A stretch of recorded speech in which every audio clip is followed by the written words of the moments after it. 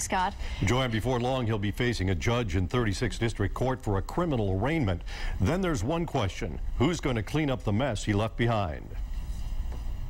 Just last week, the investigators exposed Henry Ross, owner of Beal's Rubber Recycling.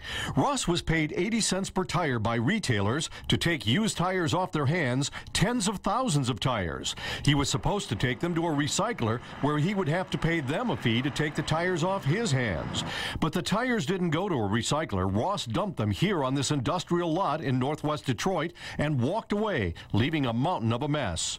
There are 52,000 tires, according to an estimate by the Department of Environmental Quality. Somebody will have to pay to clean up this humongous pile of rubber carcasses, and it'll probably wind up being you and me. Don't do that to me. Don't put me on this news camera and try to embarrass me, man. Now Ross has more to worry about than being embarrassed on TV. He has an arrest warrant out charging him with 4 misdemeanor counts, 2 scrap tire violations and 2 solid waste violations.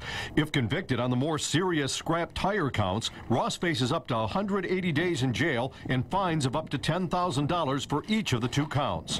When the 7 Action News investigators confronted Ross about his mountain of a mess, he claimed he was going to take care of it. I sold them, bro. All of them. I don't have to tell you that. Well, why don't you? Then it'd be the end of the story. Okay, you know what you do? Give me 2 months and they're gone.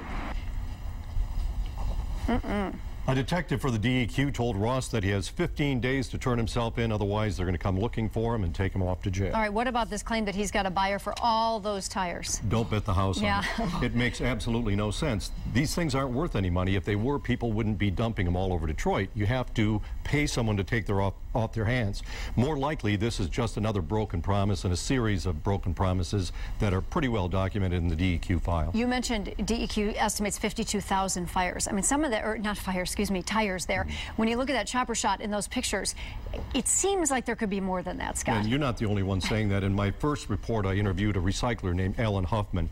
After he saw our Chopper 7 video, he told me it's way more than 52,000. He estimates that there are probably 250,000 tires there, and they're going to probably have to bring in heavy equipment to get rid of them. And it's going to be costly to clean this up? It will be, yes. It will be. All right, Scott, thank you very much.